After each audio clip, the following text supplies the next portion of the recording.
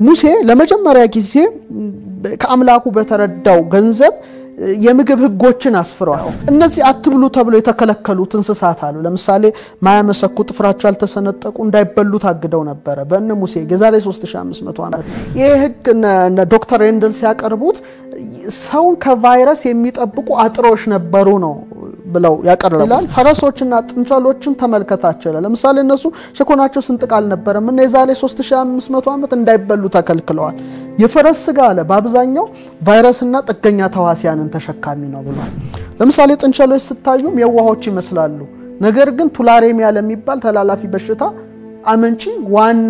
ዋና ምንጮች ሆነው መንስኤ ሆነው የሚጠቀሱ ናቸው። ከተከለከሉ እንስሳት አንዱ አሳማ ነው። አግበስባሽ እንስሳ ስለሆኑ ቆሻሻዎች ይመገባሉ፣ አይነ ምድር ይመገባሉ፣ በስባሽ ስጋ ጭምር ይመገባሉ።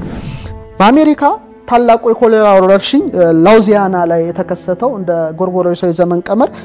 ከነሐሴ እስከ ጥቅምት 1978 ላይ ነበር። በበሽታ የተጠቁ ሰዎች ምን ተመግበው ነበር ብሎ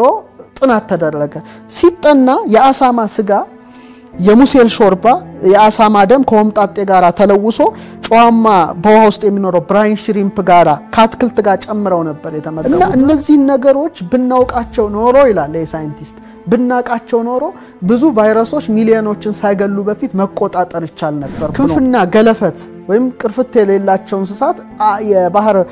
አሳዎች እንዳይበሉ ህግ ሆኖ ወጥቶ ነበር። ከሼልፊሽ አይነቶች እንጥቀስ ሽሪምፕን፣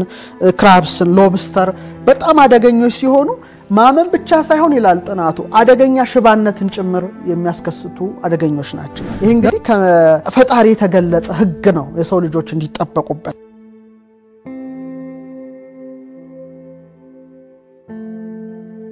አንድ መጽሐፍ ጽፌ ነበር ባይብል ኤንድ ሜዲካል ሳይንስ የሚል በተለይ ይበሉና አይበሉ የተባሉ ምግቦች ምን ያህል የበሽታ ተሸካሚዎች እንደሆኑ ዓለማችንም ደግሞ እነዚህ ነገሮች ካላቆመች ከባድ ወረርሽኞች ሊከሰቱ እንደሚችል ጽፌ ነበር። ካሳተምኳቸው 20 መጽሐፍት መካከል አንዱ እሱ ነበር። አሁን ማርች 20 በተለይ 2020 ላይ CNN ኢንተርናሽናል ያወጣው ጽሁፍ ነበር። ድረገጹ ላይ ማግኘት ይችላሉ ተመልካቾቻችን። ርዕሱ ምን ይላል? Bats are not to blame for coronavirus, humans are. የሌሊት ወፎች አይደለም ለኮሮና ቫይረስ መወቀስ ያለባቸው፣ መወቀስ ካለባቸው ሰዎች ናቸው የሚል ጽሁፍ ነበር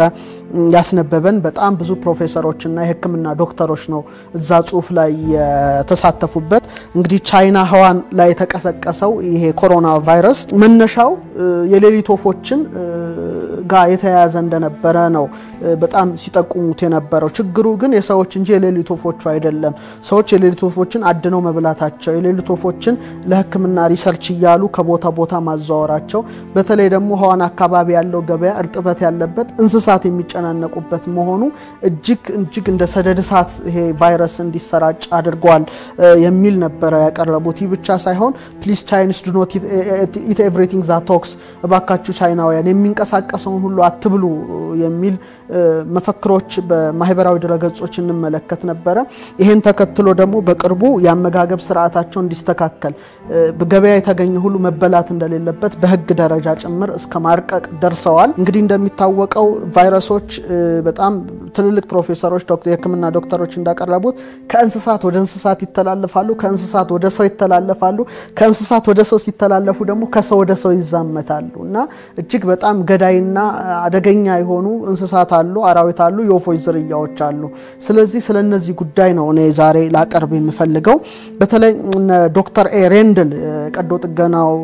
ባለሙያ ህክምና ባለሙያው በጣም ታዋቂ ነው እና ሌሎችም ተመራማሪዎች ያቀረቡትን ሪሰርች ማቅረብ ፈልጋለሁ። በተለይ እኔ አንድ ነገር አስባለሁ።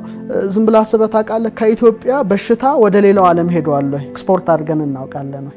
በሽታን ማለት ነው ወይስ ከዛ ነው እስካሁን ሲገባ የነበረው? የሺዎች ዘመናት ታሪካችንን ስንመለከት ኢትዮጵያ በሽታ አስተላለፈች ተብሎ የተወቀሰችበት ዘመን የለም። በጣም ገዳይ 10 ወረርሽኞችን ስንመለከት ከየት ወዴት ነበር ይመጡ የነበሩት? እኛም ባልበደልነው ነበር እንቀጣ የነበረው። ይሄ ምክንያት ምንድነው ሲል የዛሬ 3500 ዓመት ወደ ኋላ ሲሄድ ነበር። በመጽሐፌ ላይ በዝርዝር ነው ያሰፈርኩት። እንግዲህ በክርስትናው እምነት፣ በይሁዲዎችም እምነት፣ በእስልምናው እምነት ትልቅ ክብር ያለው ነብዩ ሙሴ ነው። ሙሴ ለመጀመሪያ ጊዜ ከአምላኩ በተረዳው ገንዘብ የምግብ ህጎችን አስፍሯል። በተለይ ዛሬ 3500 ዘመን አሁን እያንዳንዱ ዲቤቶችን አይነበረ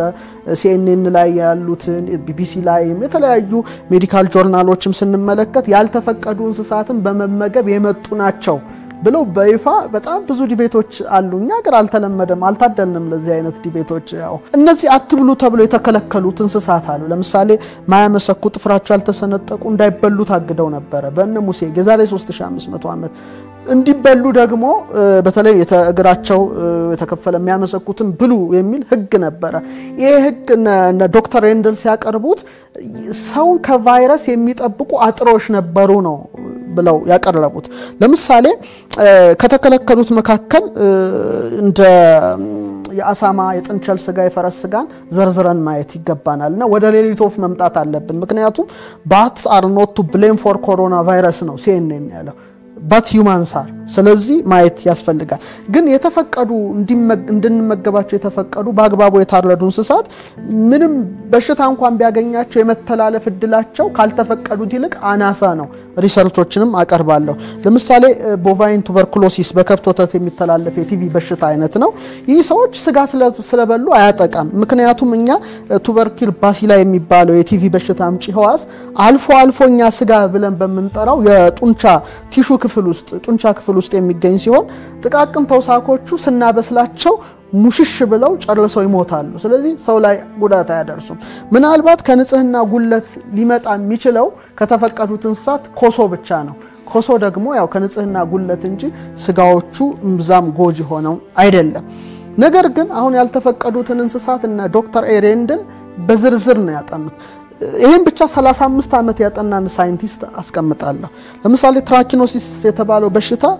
ተላላፊ በሽታ የሚተላለፈው በበቂ ሁኔታ ስጋው ያልበሰለ ያሳማና የድብን ስጋ በመመገብ የሚመጣ ነው እንደገና ዶክተር ሩሴልስ በጥናቱ ሲያቀርብ ምን ይላል ፈረሶችና ጥንቸሎችን ተመልከታቸው ለምሳሌ እነሱ ሸኮናቸው ስንጥቃል ነበርም እና የዛሬ 3500 ዓመት እንዳይበሉ ተከልክለዋል የፈረስ ስጋ አለ በአብዛኛው ቫይረስና ጥገኛ ተዋሲያንን ተሸካሚ ነው ብሏል ለምሳሌ ጥንቸሎች ስታዩም የዋሆች ይመስላሉ ነገር ግን ቱላሬሚያ ለሚባል ተላላፊ በሽታ አመንጪ ዋና ምንጮች ሆነው መንስኤ ሆነው የሚጠቀሱ ናቸው እና የሜዲካል ዶክተር የሆነው ተመራማሪው ዶን ኮልቨርት ምን ይላል ሲጨምርበት የሱ ራሱ ደግሞ አንድ ጥናት አለው አሳማዎች ይላል በጣም ስግብግቦች ከመሆናቸው የተነሳ መቼ እንደሚመገቡ አይታወቅም ከተከለከሉ እንስሳት አንዱ አሳማ ነው ስለዚህ አግበስባሽ እንስሳ ስለሆኑ ቆሻሻዎች ይመገባሉ አይነ ምድር ይመገባሉ በስባሽ ስጋ ጭምር ይመገባሉ በአሜሪካ ታላቁ የኮሌራ ወረርሽኝ ላውዚያና ላይ የተከሰተው እንደ ጎርጎሮሳዊ ዘመን ቀመር ከነሐሴ እስከ ጥቅምት 1978 ላይ ነበር ይሄ 1978 ላይ የተነሳው ኮሌራ ወረርሽኝ አፋጥኖ ሰውን ወደ ውስጥም የሚያወጣ ነገር ነበር ድርቀት ነበር ራስን መሳት ነበር ከዛ ውጥረት አስከትሎ ሞት ያስከትል ነበር እና በበሽታ የተጠቁ ሰዎች ምን ተመግበው ነበር ብሎ ጥናት ተደረገ ሲጠና የአሳማ ስጋ የሙሴል ሾርባ የአሳማ ደም ከሆምጣጤ ጋራ ተለውሶ ጨዋማ በውሃ ውስጥ የሚኖረው ብራይን ሽሪምፕ ጋራ ካትክልት ጋር ጨምረው ነበር የተመገቡትና በዛ ጊዜ ያ ነገር እንዳይበላ ህግ እስከማውጣት ደረጃ ደርሷል እና እነዚህ ነገሮች ብናውቃቸው ኖሮ ይላል የሳይንቲስት ብናቃቸው ኖሮ ብዙ ቫይረሶች ሚሊዮኖችን ሳይገሉ በፊት መቆጣጠር ይቻል ነበር ብሎ ነው ያጻፈውና የዛሬ 3500 ዓመት ምን ይላል የነርሱን በድን የሚነካ እስከ ሰርክ ድረስ ርኩስ ወይ አንክሊን ወይም ቆሻሻ ነው ይላል ህጉ ማለት ነው የሙሴ ህግ በተለይ በድኑን የሚያነሳ ሁሉ ልብሱን ይጠብ እስከ ማታ ድረስ ቆሻሻ ነው ይላል ስለዚህ በሽታቸው ስጋቸውን ከመብላት ይልቅ የእንስሳቱን በድን በመንካት ወይም በድናቸውን በመሸከም የሚተላለፉ ስለሆኑ በድናቸውን ጭምር እንዳይነኩ እንኳን ተሳስተን ከነካን እጃችንን በአግባቡ ማጠብና ልብሳችንን ማጠብ እንዳለብን ነበር ህጉ ይደነገገ የነበረው በኋላ ለምን ይሄ ሆነ ብለው ሬንደል ሲያጠኑ ለምሳሌ ቱላሬሚያ የተባለው ገዳይ በሽታ 5% የሆነ በሽታ መተላለፊያ መንገዱ በበሽታው የተጠቁ የጥንቸሎችን በድን በመንካትና በደንብ ያልበሰለ የጥንቸሎችን ስጋ በመመገብ ነው ስለዚህ እነዚህ የዋህ መስለው የሚታዩ እንስሳት ስጋ አላቸው ብለን መመገብ አደገኛ ነው ለዚህ ነው please Chinese do not eat everything that talks እያሉ ያቀርቡ የነበረው ለምሳሌ አንትራክስ በሰዎች ቆዳ ላይ የሚታየው በሽታ በበሽታ የተጠቁ እንስሳትን ጸጉርና ቆዳ በመንካት ስጋቸውን በመመገብ ጭምር ይተላለፋል ስለዚህ እነ ሙሴ በተረዱት ህግ ምንድን ነበር በድናቸውን የነኩበትን እጅ ይታጠቡ ነበር ሚገርም ዶክተር ኳረንታይን ያኔም ነበር ሚደንቀው የዛሬ 3500 ዓመት ተላላፊ በሆነ ቁስል የተመቱ ሊፕሮሲ የሚያገኛቸው ልክ እንዳሆኑ ሁለት ሱባኤ ማለት 14 ቀን ከሰው ተለይተው ይቀመጡ ነበር ለብቻቸው በኢትዮጵያውያን አጠራር ቀሳ ይባላል ይሄ ነገር በእኛ በኢትዮጵያውያን ቀሳ ወጣ ማለት አንድ ሰው ኳረንታይን ተደረገ ማለት ነው ይቆለፍበታል ምግቡ ብቻ ይሰጠዋል 14 ቀን ራሱን ከሰው ለይቶ ይቀመጥ ነበር ዛሬም ሳይንሱ ተመሳሳይ ሂደትን እያስተናገደ ይገኛል እና ወደ 3500 ዘመን ብንመለስ ኖሮ ብሎ ገና ዓለም እንግዲህ አሁን በጣም ዘመነ መንኮራኩራ መጠቀም የሚባለው ሳይንስ ስለገና እንደገና እጅ ስለመታጠብ እየነገረን ነው በምን አደገ ስትለው እንግዲህ ባስተሳሰብ እንዳልሆነ እንረዳለን ስለዚህ ይሄ ቢታወቅ ኖሮ ብዙ ሰዎች የበሽታ አምጪ ተዋሲያን መኖራቸውን ተረድተው ይጠበቁ ነበር የሚገርም ረቂቅ ባሲሊ ማይክሮብስ ባክቴሪያ ቫይረስ ጀርሞች እንደዚህ እንድንጠነቀቅ የዛሬ 3500 ዓመት ሲነገረን በጣም የሚገርም እንደኔ ምልከታ እነዚህ በአይን የማይታዩ ረቂቅ ባሲሊ ማይክሮብስ ጀርሞችን ያወቀን የዛሬ 3500 ዓመት በይሁዲዎችም በክርስትናውም በሙስሊሞችም በሁሉም እምነት የተከበረው ሙሴ ነው የሚል እምነት ነው ያለኝ በኋላ ከ3000 ዓመት በኋላ ሉዊስ ፓስተር ለመጀመሪያ ጊዜ ረቂቅ ተዋሲያን አሉ በሽታ አስተላላፊ ናቸው በአይን የማይታዩ አሉ ሲል የህክምናው ዓለም ተቃውሞት ነበር በኋላ በማስረጃ ካቀረበ በኋላ ነው ሰዎች እንግዲህ እነዚህ ረቂቅ ተዋሲያን መኖራቸውን ያወቁት የተረዱት ይብቻ ሳይሆን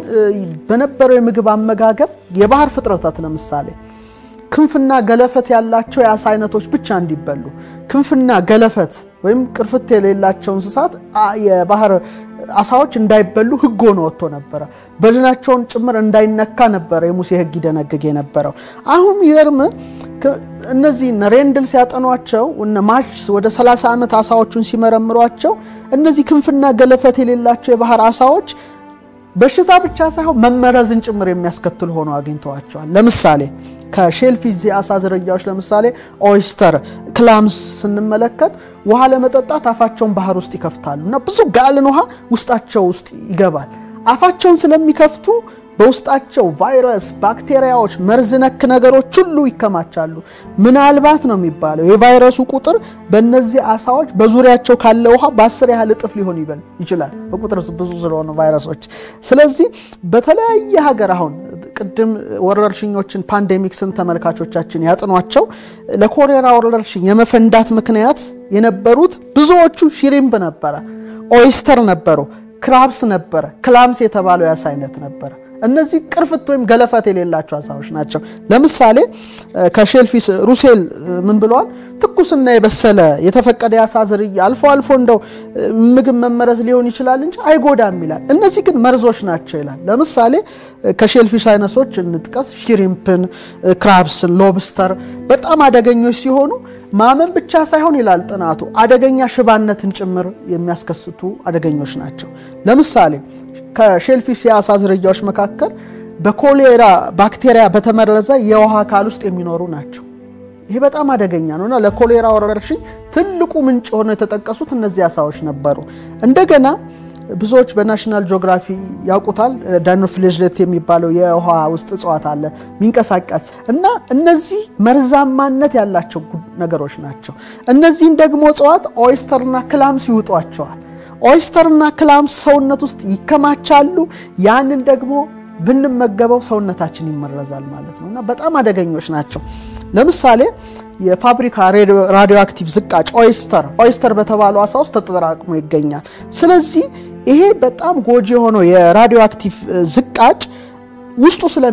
ስለሚኖር ያን አሳ በደንብ አብስለህ እንኳን ብትመገበው መርዙ ሊጠፋ ይችላል ስለዚህ አጥሮሽ ናቸው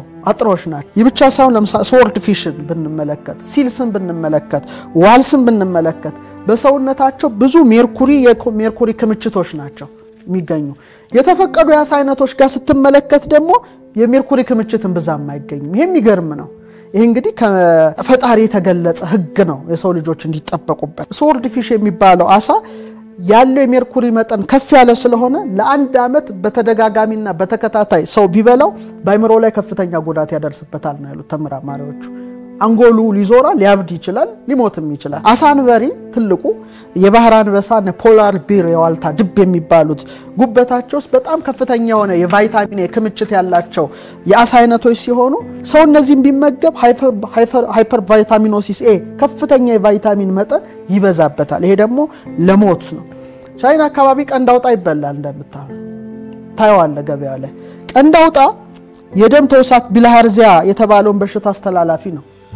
በጣም የሚገርመው በአፍሪካ በእስያ በላቲን አሜሪካ ተሰራጭቶ የነበረው የደም ተውሳክ ቢልሃርዚያ ከቀንዳውጣ የመጣ ነበር ስለዚህ ቀድሞ እነዚህ ነገሮች ተከልክለው ነበር አሁን ብሎፊሽ